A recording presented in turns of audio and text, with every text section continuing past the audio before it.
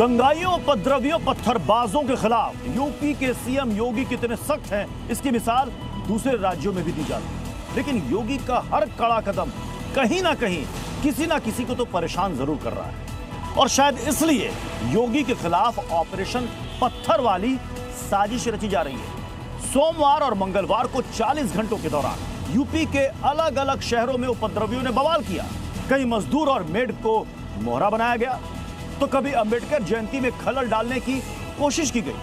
सवाल तो यह है कि क्या योगी सरकार को कास्ट ट्रैप में फंसाने का षड्यंत्र हो रहा है। लोगों ने पुलिस के साथ धक्का मुक्की की, कुछ पथराव भी किए। इस पर कुछ पुलिस ने हल्का बल प्रयोग करके इनको खदेड़ा। कार्रवाई हो रही है तो इसके लिए हिंसा भड़काई जा रही है। पहले नोएडा में मजदूरों का आंदोलन, फिर मेड का प्रदर्शन।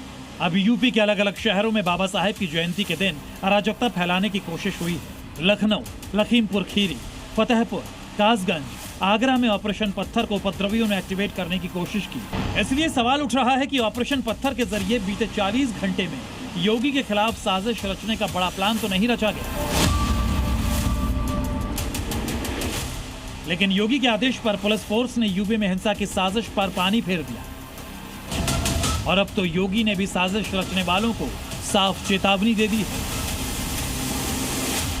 हमें किसी भी बाहरी तत्व के हस्तक्षेप को अपने ग्रुप के अंदर के मामलों में, अपने समूह के अंदर के मामले में, अपने प्लांट के मामले में उसको किसी भी प्रकार के हस्तक्षेप करने की छूट नहीं देनी चाहिए, किसी भी स्थिति में नहीं देनी चाहिए। क्योंकि बिगाड़ने वाले बहुत आएंगे, बनाने वाले बहुत कम मिलेंगे। सबसे पहले लखीमपुर खीरी की ये तस्वीरें देखिए। उपद्रवियों ने पुलिस की गाड़ी को कैसे घेर लिया। ईंट, पत्थर, लाठी, डंडों से गाड़ी में तोड़फोड़ कर रहे हैं। सबसे पहले पत्थर गिनी। 1, 2, 3, 4, 5, 6, 7। कोई गाड़ी के सामने खड़े होकर ईंटों से हमला कर रहा है, तो कोई पूरी क्षमता से पत्थर फेंक रहा है। जब इतने से भी मन नहीं भरा तो पत्थरबाजों की ये टोली हाथों में लाठी डंडे उठा और फिर इस गाड़ी पर 1-2 नहीं बल्कि 15 से ज्यादा बार लाठियों से हमला किया। क्या ये तस्वीरें उस खींच का नतीजा है जो उपद्रवी योगी राज में यूपी में काट नहीं पा रहे हैं? लखनऊ से लेकर लखीमपुर खीरी तक विवाद बाबा साहेब की जयंती के कार्यक्रम को लेकर हुआ। लखीमपुर खीरी में तो पत्थर से बात आगे बढ़कर आगजनी और खून खराबे तक पहुंच गई। भीड़ ने पुलिस की गाड़ियों को जमकर नुकसान पहुंचाया। ये तस्वीरें देखिए, जितनी भयावह हैं उससे खतरनाक उपद्रवियों की मंशा है। देखिए कैसे उपद्रवी पुलिस की गाड़ी को बुरी तरह हिला रहे हैं, हिंसा भड़काने की कोशिश कर रहे हैं। रात के अंधेरे में धू-धू कर ये गाड़ियां जलती दिखाई दी। मैं जिस समय जीरो ग्राउंड पे खड़ा हूं और यहाँ पे मैं तस्वीर दिखाना चाहूंगा। ये देखिए सरकारी गाड़ी है, इसको जो उपद्रवी तत्व हैं उन्होंने किस तरीके से पहले इसमें तोड़फोड़ की और उसके बाद आग लगा दी। गुस्साई भीड़ ने एक गाड़ी को नहर में धकेल दिया, 3 प्रशासनिक गाड़ियों में तोड़फोड़ की और 2 गाड़ियों को आग के हवाले कर दिया। इससे पहले भी सड़क पर पत्थर चल रहे थे, डंडे फेंके जा रहे थे। हालात को काबू करने के लिए योगी की पुलिस को लाठियां भांजनी पड़ी। सड़क पर उपद्रव करने वालों को योगी फोर्स ने खदेड़ दिया। इस दौरान कई पुलिसकर्मियों को चोटें आईं। पूरे मामले में पुलिस ने 8 नामजद और 200 अज्ञात लोगों के खिलाफ मामला दर्ज किया है। कुछ अराजक तत्वों द्वारा पुलिस से झड़प की गई और पत्थरबाजी की कार्रवाई कुछ लोगों द्वारा की गई। इस पर पुलिस द्वारा हल्का बल प्रयोग करके उनको तितर-बितर कर दिया गया। लखनऊ में भी पकड़े गए ये 7 लोग पत्थरबाज गैंग के सदस्य हैं। कल इनके हाथों में पत्थर थे, आज हथकड़ी है। यही योगी फोर्स की सख्ती है। इन लोगों ने भी बाबा साहेब की जयंती पर राजधानी में जातीय नफरत फैलाने की कोशिश की थी। सवाल है कि क्या यह संयोग है कि 2 दिन के अंदर नोएडा में मजदूर, मेड और यूपी के अलग अलग हिस्सों में अनुसूचित जाति के लोगों को निशाना बनाया गया। नोएडा हिंसा मामले में तो व्हाट्सएप चैट और सोशल मीडिया से साजिश का खुलासा तो पुलिस ने किया है और अंबेडकर जयंती पर अलग अलग शहरों में हुई मारपीट और पत्थरबाजी की जांच शुरू हो गई। जहां कहीं भी साजिश के सबूत मिले तो ये तय मानिए कि उनका इलाज भी वैसा ही होगा जैसा योगी पत्थरबाजों के साथ करते आए हैं। ब्यूरो रिपोर्ट, जी मीडिया। सवाल तो उठेंगे ही, क्योंकि जब से ये साल शुरू हुआ है यूपी की एकता को जातीय मतभेदों में झोंकने का बार बार प्रयास किया जा रहा है। इसका पहला संकेत है जनवरी में यूजीसी द्वारा उच्च शिक्षण संस्थानों में जातिगत भेदभाव को रोकने के लिए लाया गया विवादित नियम, जिसे लेकर यूपी में भारी विरोध प्रदर्शन हुआ। स्वर्ण समाज ने इस नियम को काला कानून और स्वर्ण विरोधी बताते हुए उत्तर प्रदेश के कई शहरों में प्रदर्शन किया। इसी तरीके से नोएडा में वेतन बढ़ोतरी समेत कई मांगों को लेकर हुए मजदूरों के प्रदर्शन ने सवाल खड़ा किया कि क्या विरोध की आड़ में यूपी का माहौल खराब करने की साजिश रची गई। और अब बाबा साहब अम्बेडकर की जयंती के दिन यूपी के अलग अलग शहरों में हुए उपद्रव ने प्रदेश को हिंसा की आग में धकेलने का प्रयास किया है। हालांकि योगी फोर्स ने समय रहते इसे काबू कर लिया। शाइस्ता, आयशा और जैनब, ये वो 3 लेडी माफिया हैं जो योगी फोर्स से लुका छिपी का खेल खेल रही है। यूपी की इन 3 लेडी माफियाओं को यूपी पुलिस लंबे वक्त से तलाश कर रही है। जानते हैं इन तीनों का कनेक्शन किससे है? वही माफिया जिसे आज से ठीक 3 साल पहले सरेआम गोली मार दी गई, यहां तक कि उसके भाई को लाइव कैमरे के सामने बदमाशों ने ढेर कर दिया था। तारीख 15 अप्रैल 2023, वक्त रात 10:30, जगह प्रयागराज, उत्तर प्रदेश। नहीं ले गए तो नहीं गए। मेन बात ये है कि यही वो आखिरी शब्द हैं जो माफिया अतीक अहमद की जुबान से निकले ही थे कि उसकी कनपटी पर बदमाशों ने गोली ठोक दी। बगल में खड़े छोटे भाई माफिया अशरफ को भी गोली मार दी। 3 बदमाशों ने पुलिस सिक्योरिटी में मीडिया के सामने सरेआम माफिया ब्रदर्स को ढेर कर दिया। आज से ठीक 3 साल पहले प्रयागराज में हुई हत्या ने पूरे देश को हिलाकर रख दिया। उत्तर प्रदेश के कुख्यात गैंगस्टर अतीक और अशरफ की हत्या 15 अप्रैल 2023 को ही की गई थी और ये वो जगह है जहां पर माफिया ब्रदर्स की गोली मारकर हत्या की गई थी। हत्याकांड की जो जगह है उस जगह की तस्वीर हम आपको दिखा रहे हैं। ये वो जगह है जहां पर मीडिया से मुखातिब होते समय ही अतीक और अशरफ पर ताबड़तोड़ गोलियां बरसाई जाती हैं। अतीक और अशरफ ही माफिया नहीं थे, बल्कि उसका पूरा कुनबा ही माफिया था। माफिया अतीक की मौत के बाद उसकी फैमिली की 3 लेडी माफिया 3 साल बाद भी यूपी पुलिस से भागती फिर रही हैं। ये तीनों लेडी माफिया हैं शाइस्ता परवीन, जो अतीक अहमद की पत्नी है और उस पर यूपी पुलिस ने 50,000 रुपए का इनाम रखा है। जैनब, जो अशरफ की पत्नी है, इस पर 25,000 का इनाम है। और तीसरी लेडी माफिया है आयशा नूरी, जो अतीक और अशरफ की बहन है। तो हम लोगों ने तय किया इस माफिया ने अब तक जो कुछ भी किया है इसकी कमर तोड़नी है, इसको पूरी तरह क्रैश करके रख देना है। शाइस्ता, जैनब और आयशा उमेश पाल मर्डर में आरोपी हैं। आरोप है कि उमेश पाल के मर्डर के बाद शाइस्ता ने ही बमबाज गुड्डू, मुस्लिम और बाकी शूटर्स को 50,000 रुपए दिए थे। शाइस्ता को ढूंढने के लिए यूपी पुलिस ने 9 राज्यों में डेरा डाला। यूपी में प्रयागराज, दिल्ली, लखनऊ, तमाम जगहों पर यूपी पुलिस की टीम लगातार सर्च ऑपरेशन चलाती रही, लेकिन घटना के बाद शाइस्ता फरार हो गई और उसके साथ साथ अशरफ की पत्नी जैनब और अतीक की बहन आयशा नूरी भी फरार हो गई। शाइस्ता, आयशा, जैनब यूपी पुलिस की मोस्ट वांटेड महिला अपराधियों की लिस्ट में शामिल हैं। सवाल है कि बीते 3 सालों में तीनों कहां छिपी हुई हैं? क्या ये यूपी में छिपी हैं या यूपी के बाहर हैं? इन तीनों को छिपने में कौन मदद कर रहा है? माफिया अतीक की बेगम फरार है, 2 बेटे जेल में हैं और 2 बेटे प्रयागराज से दूर कहीं रह रहे हैं, जबकि एक बेटा एनकाउंटर में मारा जा चुका है। जिस माफिया का प्रयागराज में रसूख हुआ करता था, अब उसके परिवार का ही कोई भी प्रयागराज में नहीं है। माफिया कोई भी हो, किसी भी प्रकार का कोई सरपरस्त क्यों न हो, अगर उसने कहीं दुस्साहस किया तो ये मान करके चलिए कि वह अपने उस दुस्साहस के लिए यमराज के पास जाने के लिए अपना टिकट काट रहा है। अतीक ने अपने जिंदा रहते यूपी के अलग अलग शहरों में कई 100 करोड़ की संपत्ति खड़ी कर ली थी, कहीं कब्जा करके तो कहीं काली कमाई के दम पर। लेकिन योगी के शासन में उसकी कई संपत्तियां जब्त की जा चुकी हैं।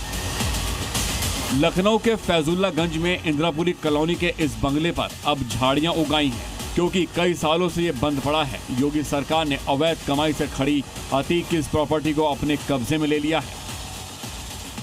ये आप बोर्ड देख सकते हैं कि यहाँ पर जब ये कुर्क की कार्रवाई की गई थी जिला मजिस्ट्रेट के आदेश से, उस वक्त ये बोर्ड जो है वो यहाँ पर चस्पा किया गया था। आप तस्वीरें सकते हैं कि इसमें बाकायदा ये अभियुक्त अतीक अहमद का यहाँ पर जिक्र किया गया है। इसके साथ साथ शाइस्ता प्रवीण का जो है वो यहाँ पर जिक्र किया गया है।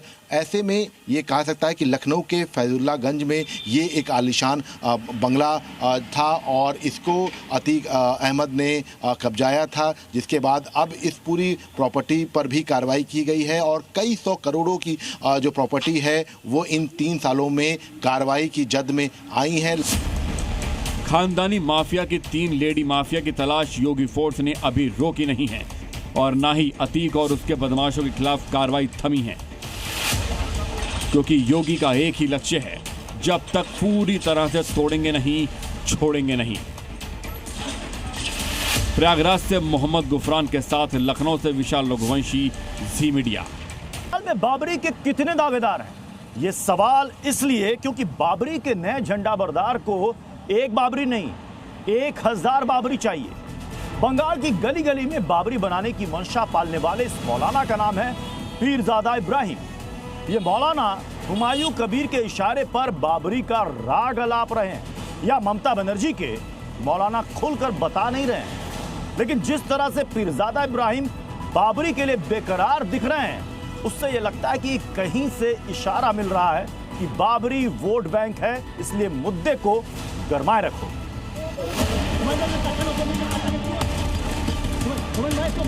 एक तो करूं 1000 तो हो जाएगा, क्या होगा इसमें? क्या हर्ज क्या है? बंगाल में विवादित बाबरी के समर्थन में मैदान में उतरे सांप्रदायिक सौहार्द की ज्वाला को भड़काने वाले हुमायूं कबीर के बाद ये दूसरे मौलाना हैं। नाम है पीरजादा इब्राहिम सिद्दीकी। हुमायूं कबीर विशुद्ध राजनीतिक वजहों से मुर्शिदाबाद में अदालती आदेश से दफन बाबरी को जिंदा करने की कोशिश में लगे हैं।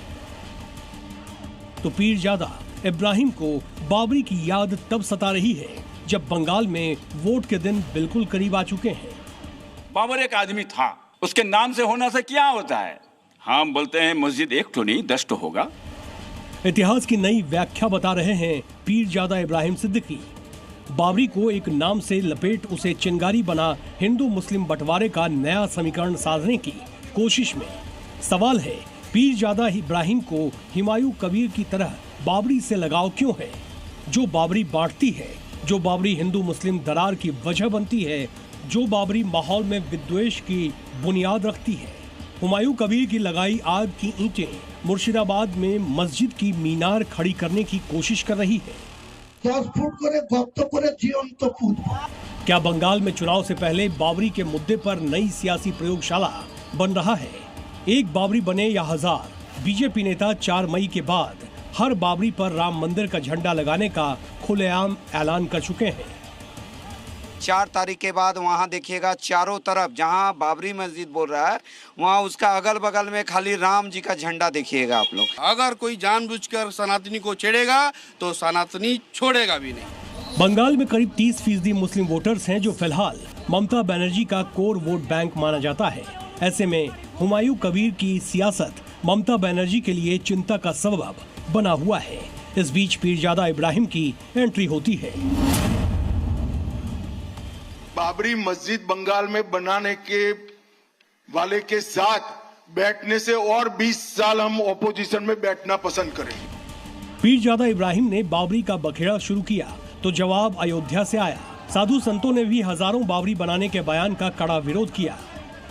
हुमायूं कबीर हो या उनके 7 खानदान हो, बंगाल की भूमि वीरों की भूमि है, सपूतों की भूमि है, माँ चंडी की भूमि है, माँ काली की भूमि है। वहाँ पर बाबर और बाबरी के नाम लेने वाले जिहादियों को मिट्टी में मिलाने का काम किया जाएगा। 2021 बंगाल विधानसभा चुनाव में 87% मुस्लिमों ने टीएमसी को वोट दिया था, जबकि 54% हिंदुओं ने बीजेपी को वोट किया था। ये ट्रेंड 2024 के लोकसभा चुनाव में भी जारी रहा। लिहाजा ममता बनर्जी ने गियर शिफ्ट भी किया और सॉफ्ट हिंदुत्व की इमेज भी डेवलप करने की कोशिश की। लेकिन विधानसभा चुनाव आते आते टीएमसी पुराने ट्रैक पर जाती दिख रही है, क्योंकि हुमायूं कबीर का धार्मिक ध्रुवीकरण का गेम प्लान दीदी को अपना खेल खराब करता दिखा। उधर हुमायूं कबीर बाबरी के सहारे सियासत जिंदा रखने के चक्कर में धमकी पर उतर आए। बाबरी मस्जिदेर 101 किलोमीटर दूरे যে বিজেপির নেতা আসবে তাদেরকে জেসিপি দিয়ে 10 ফুট করে গর্ত করে জীবন্ত পুঁতবো। আমি হুমায়ুন কবিরকে পুঁতবো। সে বিজেপি আসুক, আরএসএস আসুক, তৃণমূলের চটি চাটারা আসুক, যে আসবে আমি হুমায়ুন কবির বেঁচে থাকতে যতক্ষণ আল্লাহ আমাকে হায়াতে রাখবে, বাবরি মসজিদ যে এনএইচের ধারে হচ্ছে, কাজ চলছে, কাজ চলবে, কোনো মামার ক্ষমতা নাই। बंगाल में बाबरी हुमायूं कबीर को कितना वोट दिलवाएगी ये तो पता नहीं, लेकिन इतना तो क्लियर दिख रहा है कि इस बार बंगाल चुनाव में बाबरी पॉलिटिक्स सेंटर पॉइंट बन गया है। कोलकाता से प्रमोद शर्मा के साथ ब्यूरो रिपोर्ट, जी मीडिया। राज्य कोई भी हो, शहर कोई भी हो, जिहादी गिद्धों की नजर सिर्फ हिंदू बहन बेटियों पर। लव जिहाद से शुरू होने वाला ये खेल पहले ब्लैकमेलिंग और वसूली से होते हुए धर्मांतरण तक पहुंचता है, और महाराष्ट्र को इसका गढ़ बनाने की कोशिश कर रहा था मोहम्मद अयाज। कल जी न्यूज ने उस अयाज की करतूत का खुलासा किया था, जिसके बाद आज उसके अड्डे पर बुलडोजर चल गया। 180 लड़कियों को ब्लैकमेल करने वाले अयाज के घर पर आज कैसे हुई बुलडोजर स्ट्राइक, देखिए।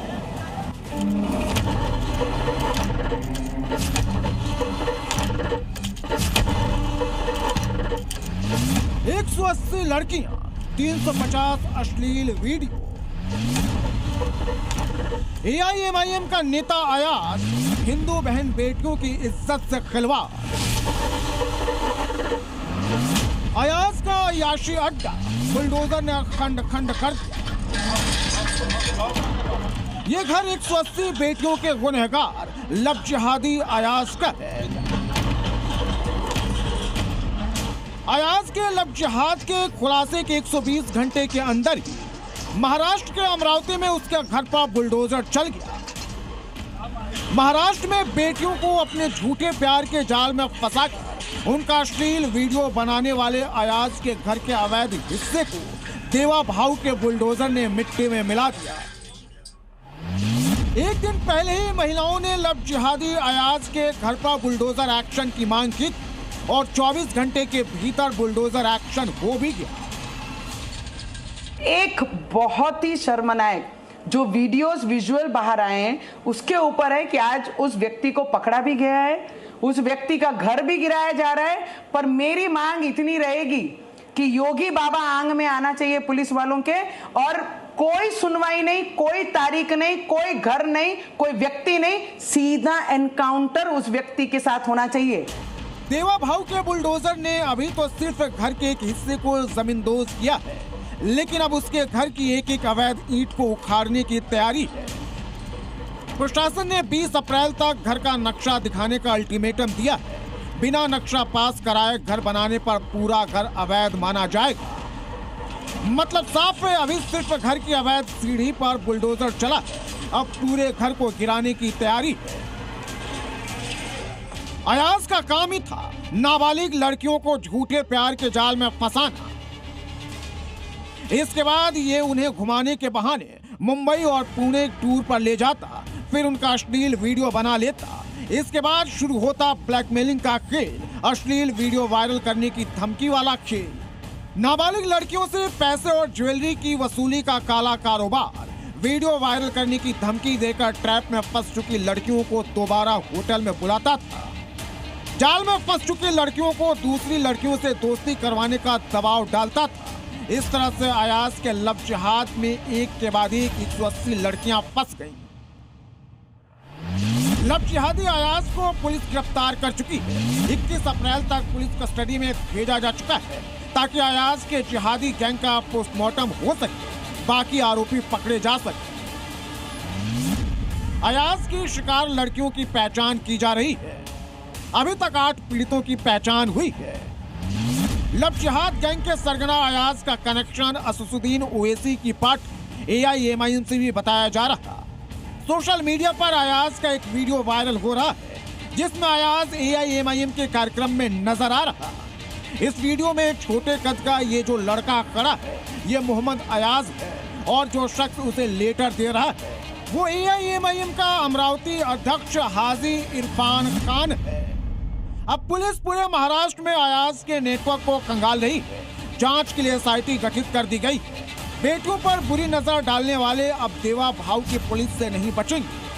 ब्यूरो रिपोर्ट, जी मीडिया। मान्यता है कि बजरंगबली से भूत प्रेत भय खाते हैं। अब इस लिस्ट में कट्टरपंथियों का भी नाम जुड़ गया है। यूपी से हैदराबाद तक बजरंगबली के दुश्मनों में खौफ की लहर चल रही है।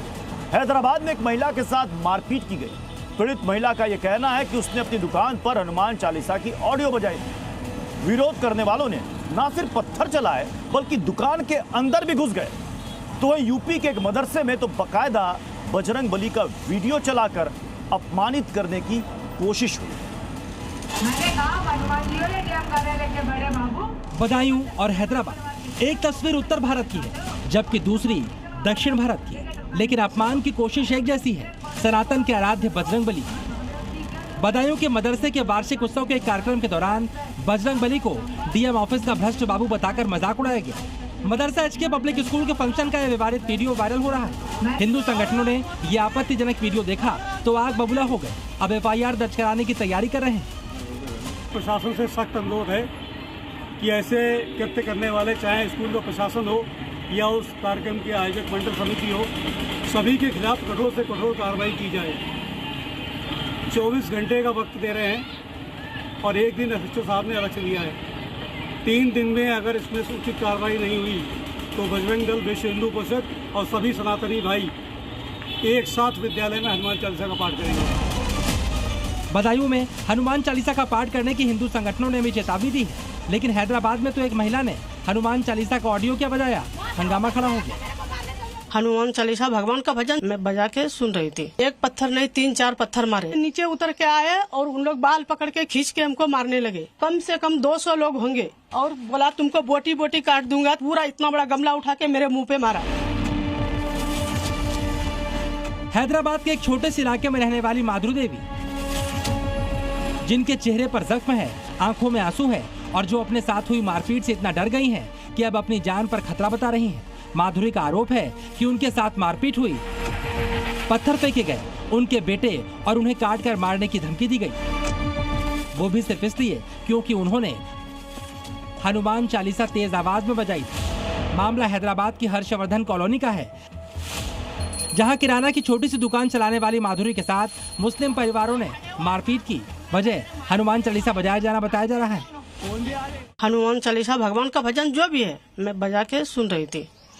उतने में एक पत्थर नहीं 3-4 पत्थर मारे। उधर से 2-3 बच्चे, 4 बच्चे थे, इधर से भी थे बच्चे। सब लोग बच्चे पत्थर मारे तो मैं कौन है, काई को मारे बोले पूछे तो उसकी माँ बाहर से निकल के, ये सब ग्रुप बना हुआ है, बाहर से निकल के, घर से बाहर निकल के बोले मेरे बच्चे मारे तो क्या हुआ, मर गए क्या वो पत्थर मारे? तो मैं बोली मरने की बात नहीं है, तुम्हारा बच्चे है, तुम संभाल सकते ना, मेरे को मालूम भी नहीं था तुम्हारा बच्चे है, किसका बच्चे है। माधुरी के मुताबिक वो जिस इलाके में रहती हैं और काम करती हैं वो मुस्लिम बहुल इलाका है। वहाँ उनकी पूजा से मुस्लिम परिवार इतना नाराज हुआ कि उनकी दुकान और उन पर पत्थर चलाए जाने लगे, यहाँ तक कि उनकी दुकान के अंदर भी भीड़ घुस गई। इधर कम से कम 200 लोग होंगे, पूरा मुस्लिम से, इधर हिंदू नहीं है ज्यादा, 2-4 घर है तो वो डर के कुछ बोलते भी नहीं। यहाँ आके मेरे बच्चे को मारने के लिए आए यहाँ पे और बोला तुमको बोटी बोटी काट दूंगा। इस दौरान जो बवाल हुआ उसके कई वीडियो सामने आए हैं जिसमें माधुरी और मुस्लिम परिवारों के बीच हंगामा होता दिखाई दे रहा है। हंगामे और धमकी से माधुरी अब इतना डर गई हैं कि वो अपनी दुकान पर आने से कतराने लगी हैं। बेटे ने अपने दोस्तों को मां की हिफाजत के लिए भेजा है, जो कि उनकी सुरक्षा कर रहे हैं। उसके हस्बैंड को बोली कि ऐसा ऐसा क्यों कर रहा है, क्यों मार रहे हो? तो क्या बोला, हम लोग मारते, तुमको किसको बुला के लेके आना है, लेके आ जाओ, जो करना है तुम कर लो, हम देख लेते। धर्म नहीं है तो कुछ भी नहीं है। ऐसा करने से, ऐसा टॉर्चर कर करके जीने से हमको क्या फायदा है? कभी भी अटैक हो सकता है, कभी भी कुछ भी हो सकता है। मैं घर से बाहर क्यों नहीं निकलूंगी? कोई भी जरूरत होगा तो मैं 10 रुपया कमाने वाले घर में बैठूंगी तो मेरे कौन खिलाएगा? इसके बाद अब पुलिस में शिकायत दी गई है। फिलहाल पुलिस मामले में कुछ भी बोलने से इनकार कर रही है। हिंदुस्तान में रहकर हनुमान चालीसा भी सुनना अगर बवाल की वजह बन जाए तो सवाल तो उठेगा ही। ब्यूरो रिपोर्ट, जी मीडिया। ट्रंप सुबह उठने से लेकर रात में सोने तक कब क्या बोल जाएंगे और कब क्या ऑर्डर पास कर देंगे, ये सिर्फ और सिर्फ ट्रंप ही जानते हैं। जिस ट्रंप ने अभी 2 दिन पहले ये हॉर्मुज की नाकेबंदी का ऐलान किया था, अब नाकेबंदी पूरी तरह खत्म करने का ऑर्डर दे दिया है। कहा है कि इससे चीन बहुत खुश होगा, जबकि चीन ने ट्रंप की नाकेबंदी की हॉर्मुज में धज्जियां उड़ा दी। इस बीच ट्रंप की सेना मिडिल ईस्ट में तैनात भी है और उधर इस्लामाबाद में बैठक की बात भी चल रही है। तो सवाल यह है कि जो सुपर पावर ने हार मानी है, क्या उसमें कुछ गड़बड़ है? युद्ध ट्रंप की सोच वाली भूल भुलैया में फंस गया है।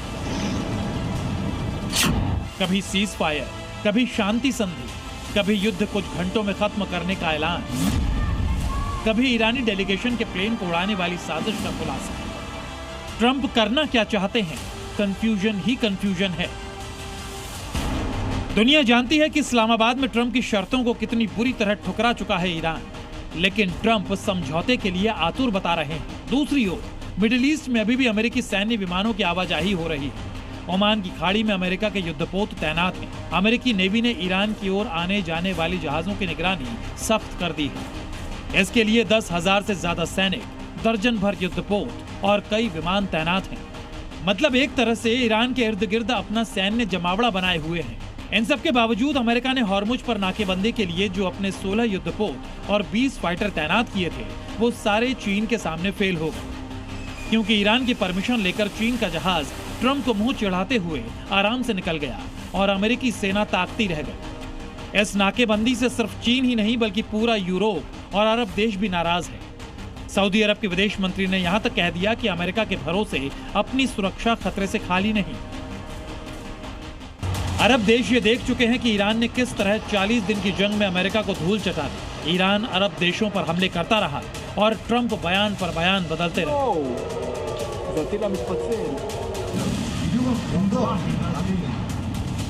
आज की स्थिति में हाल ये है कि सऊदी अरब से लेकर इराक, जॉर्डन, कतर, बहरीन और यूएई तक के इंफ्रास्ट्रक्चर बड़े पैमाने पर तबाह हुए। ऐसे में अमेरिका का भरोसा कौन करे? अब तो ईरान से बातचीत पर भी नरम पड़ने लगे हैं ट्रंप और उनकी कोर टीम। यानी जो ट्रंप 12 अप्रैल तक ईरान से संवर्धित यूरेनियम हर हाल में हटाने और परमाणु कार्यक्रम रोकने की बात कर रहे थे, वो अब ईरान को लालच देने पर उतर आए हैं। इस बीच ईरानी डेलीगेट्स का दावा है कि इस्लामाबाद से लौटते वक्त उनका प्लेन उड़ाने वाले थे ट्रंप। क्या जिस तरह से ईरान को बातचीत के भरोसे में लेकर सुप्रीम लीडर अयातुल्लाह खामनेई के बंकर पर अचानक हमला कर दिया, क्या खामनेई की हत्या की तर्ज पर ईरान के 71 नेताओं को मारकर ईरान को घुटनों पर लाना चाहते थे ट्रंप? प्रतिनिधिमंडल के साथ गए प्रोफेसर मोहम्मद मरांदी ने लेबनान मीडिया को बताया कि उनके प्लेन पर हमले की वार्निंग दी गई थी, जिसके चलते तेहरान वापस आते समय ईरानी ग्रुप ने तय रास्ते की बजाय वैकल्पिक रास्ता अपनाया।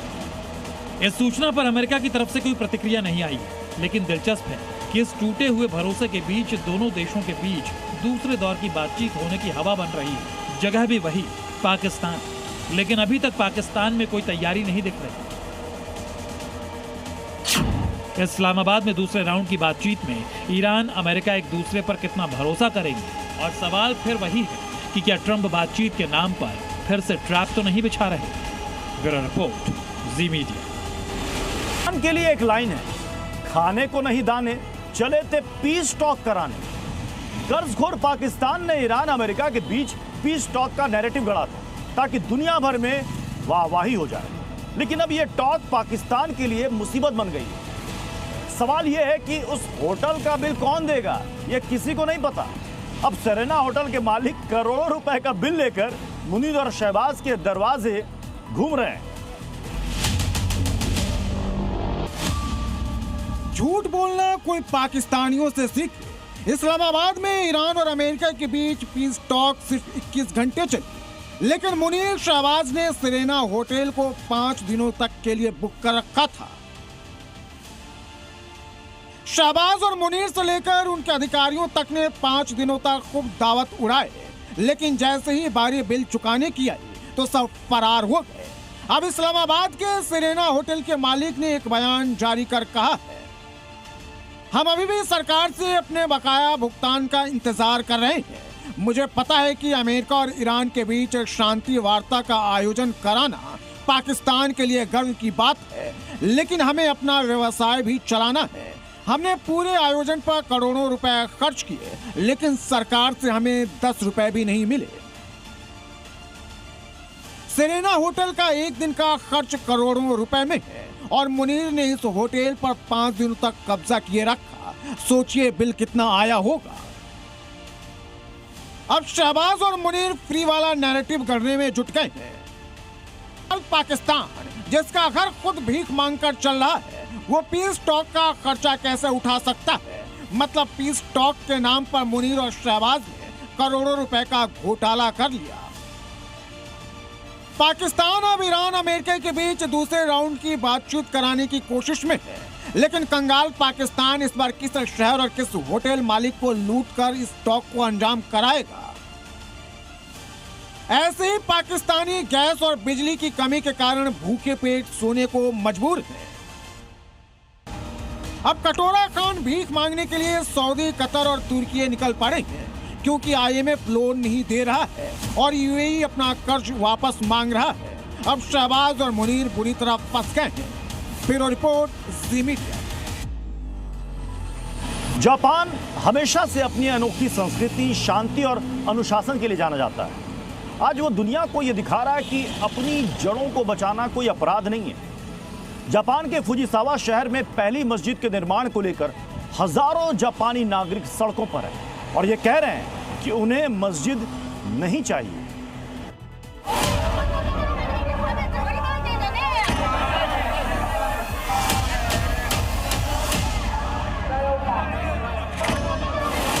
हजारों जापानी नागरिक सड़कों पर हैं। जापान के फुजिसावा शहर की सड़कों पर विरोध हो रहा है। जापान के लोगों में अजान के शोर का डर है। जापान के नागरिक पहली प्रस्तावित मस्जिद से खौफ में हैं। कह रहे हैं हमें यहाँ एक भी मस्जिद या मुस्लिम कब्रिस्तान नहीं चाहिए।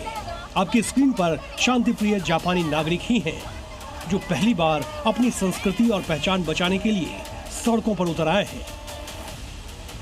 फुजिसावा शहर में पहली मस्जिद बनाने का प्रस्ताव है।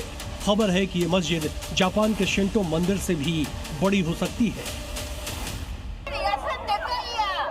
यानी प्रस्तावित मस्जिद इतनी बड़ी बनाई जा रही है कि पास के शिंटो मंदिर से भी ऊंची होगी। ऐसे में वहां के लोगों का कहना है कि ये सिर्फ इमारत नहीं, उनकी सदियों पुरानी संस्कृति पर हमला है।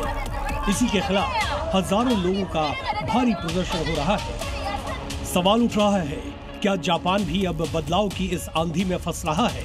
इससे पहले भी जापान में सड़कों पर नमाज पढ़ने का विरोध होता रहा है। पहले भी जापानी नागरिक इसके विरोध में सड़कों पर उतरे हैं। ट्रैफिक, अजान की आवाज और सांस्कृतिक बदलाव, ये चिंताएं जापान के लोगों को सड़क पर ला रही है। प्रदर्शनकारी कह रहे हैं जापान हमारा है। वजह यह है कि जापान के कुछ हिस्सों में तेजी से जनसांख्यिकी बदलाव हो रहे हैं। इनमें मुस्लिम आबादी का बढ़ना भी शामिल है।